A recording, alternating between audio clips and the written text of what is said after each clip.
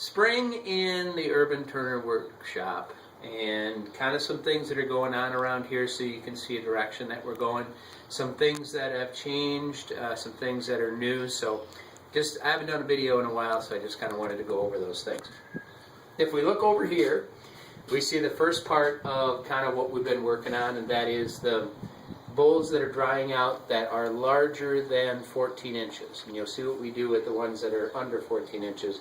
But this is kind of one line of bowls that we have that are too large to go through the bagging process. And so they get the emulsion put on the outside of them, and they just kind of sit out like that. Generally, I'll have a cover of some sort over top of it so that the direct light doesn't go on them, because that'll kill it. And this will happen right here, where you'll get the tangential cracks that go along the any weakness that's in there, but most of the time it's along the grain lines where you'll get those kind of cracks in it. Sometimes they're too deep, sometimes you can get away with it. Sometimes if you really like the bowl and proportionally it works out, you can go ahead and put a butterfly on those, and they sell like crazy.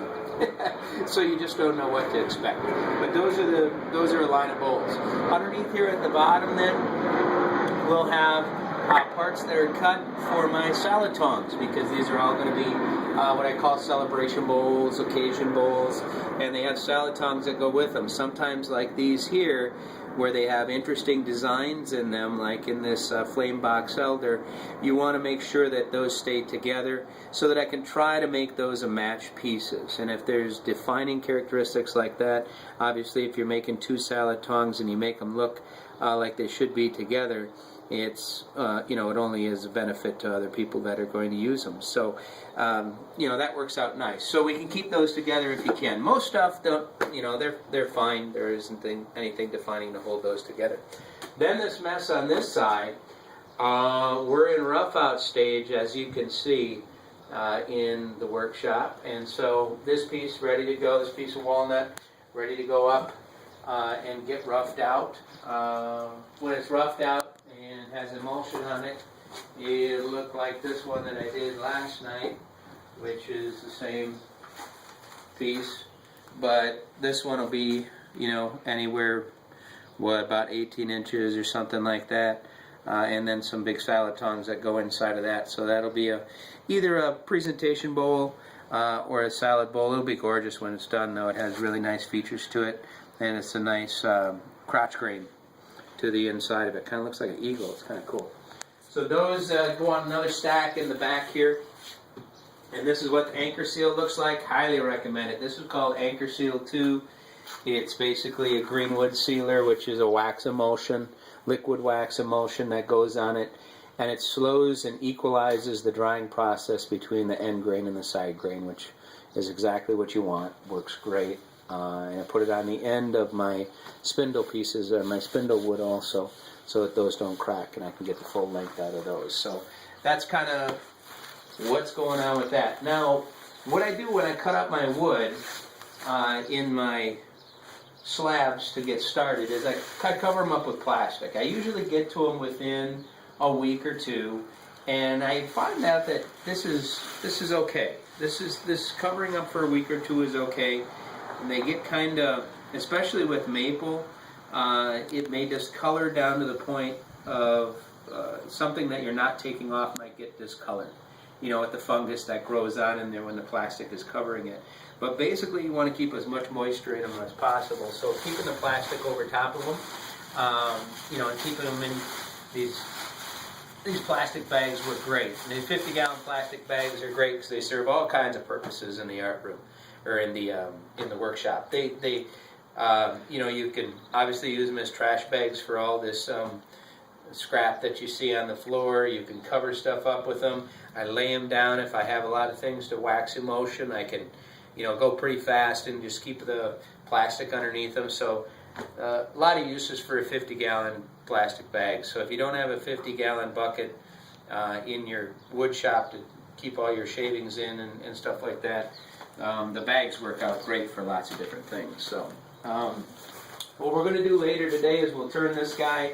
I'll show you the process of how I use to turn that in order to get the bottom in the shape that it should be for finishing. You know, I think about that through the entire process. You'll see that this afternoon. So that's kind of poised and ready for that. New tools. This is a long handle tool that I'm going to mention. It's a Jacob's Best from PSI. Very cheap. And I thought, you know what, they just came out with the long handle, the long strong type version, which has a 9-inch steel coming out the front, and also this great long handle. And they're really pretty nicely made, I mean, for the quality that they are. I got 3 of them, 3 different sizes, the 5/8, the half, and the 3/8. And so far they've been great. I've been working with them for about a month. The set of 3 that they come in is like, I mean, it's just astronomically low. I can't even remember the amount. It's like, I want to say like $70 for all 3. And I'm like, well, you might as well give them a try, right?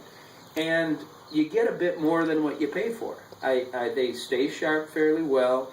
Of course, you have to make the different grinds on there. I'll do probably a demonstration on how I put 3 different grinds on all 3 of them. When you have 3 different sizes like that, the 5/8, the half, and the 3/8 inch shank, you're able to do 3 different grinds. So basically, you're able to work 3 different types of things, 3 different types of waves. And so that's what makes it interesting. And for $70, guy, you can't go wrong. And, you know, yeah, they'll wear out fast, but again, they're only $70. So, you know, my other one that I have here, which is a Thompson tool, which is an excellent tool. This is my workhorse for the longest time. It's getting a little short there, but for the longest time, this has been the go-to tool, and this has made several different bowls, and it is awesome. And this is the 15V that Thompson tool sells, and it is an awesome tool. But it's $110, $115 just for this part right here, you know. And then I have the Bubinga handle. I did it myself and stuff. But so it's $110 just for that guy right there.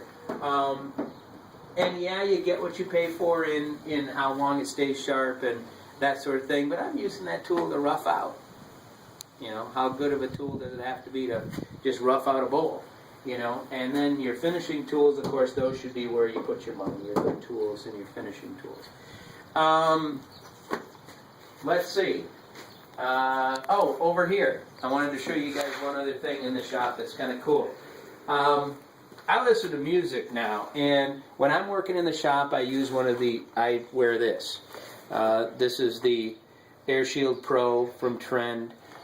It's awesome, but here's the other component that I wear with it all the time is this Bluetooth headphones from Motorola. You can buy them on Amazon. They're cheap. They're under $50. And they connect to my phone. Bluetooth. Very easy. They connect really well. And I listen to Pandora for hours on these things. And they work great. And the thing is, I can wear them, and they fit right underneath, you know, the bottom part of the air shield. And this sits right on the back of my head, so they sit like that, and they're very comfortable to wear for hours. And so, just want to show you guys that if you're turning wood and they sound great, and you'd like to have you know, music. It's hard to hear music if you don't, obviously, the noise of the lathe, and these work great. So that might be another little hint or tip or whatever you want to call it, is to go with something like that, and it entertains me for the 5-6 hours that I'm out here working and doing the stuff. So that's some new things in the Urban Turner Woodshop. Oh, one thing that I didn't mention, these bags. You'll see them stacked all over the shop.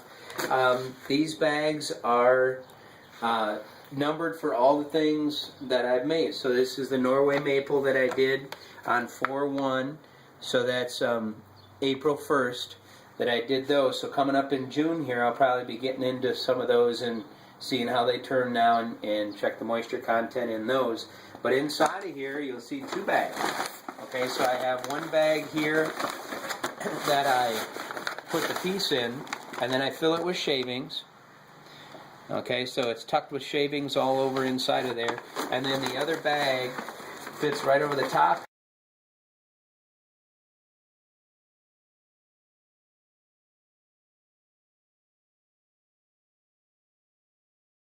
stacked up in a brick type stack over here, and that's a great way to dry it. You don't have to spend any money on any emulsion or anything like that, and a grocery bag will fit about maximum about 14 inches or so. So a pretty big bowl can fit inside of there, and that's why I have a stack right there, and you'll see a stack over against the wall on the other side there too. But any of the larger ones, larger pieces that are over 14 inches or so, they get the anchor seal emulsion on the top. So that's the two ways that I take my finished pieces and prepare them for drying.